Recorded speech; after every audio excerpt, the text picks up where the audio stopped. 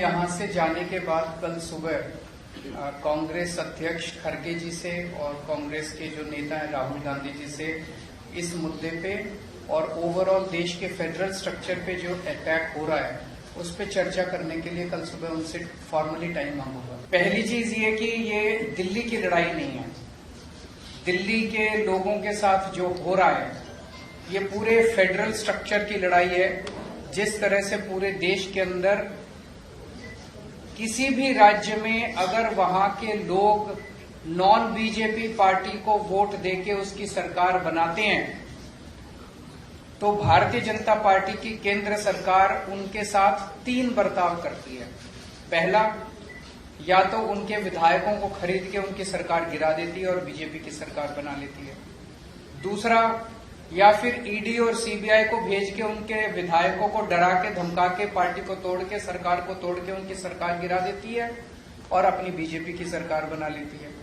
और तीसरा, अगर ना बिके ना टूटे तो फिर अध्यादेश लाके ऑर्डिनेंस लाके गवर्नर के जरिए उनको काम नहीं करने दिया जाता। ये देश के लिए बहुत खतरनाक स्थिति है और मैं समझता हूं महाराष्ट्र के अंदर आप सब लोग इसके भुक्तभोगी हैं।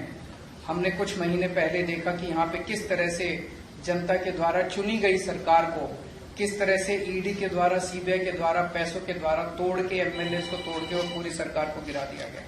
ये देश के लिए अच्छी परिस्थिति नहीं है कि अगर केंद्र सरकार अगर उन्होंने मैसेज दिया है कि अगर कोई बीजेपी को वोट नहीं देगा, बीजेपी की सरकार नहीं बनाएगा तो हम सरकार चलने नहीं देंगे या सरकार तोड़ देंगे।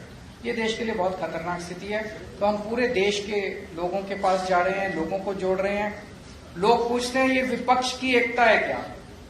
ये पक्ष और विपक्ष की बात नहीं है, ये देश की बात है, देशभक्तों की बात है। देश जितने इस देश के अंदर देश को चाहने वाले लोग हैं, जितने इस देश के अंदर देश को चाहने वाली पार्टियां हैं, उन सबको इकट्ठा कर रहे हैं हम लोग।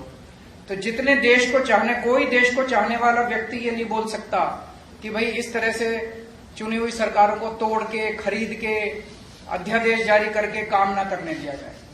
तो मैं फिर से तहे दिल से शुक्रिया अदा करना चाहता हूं शरद पवार साहब का कि आपने हमें, और शरद पवार साहब देश के, आज मैं समझता हूं कि he is one of the tallest leaders which the country has.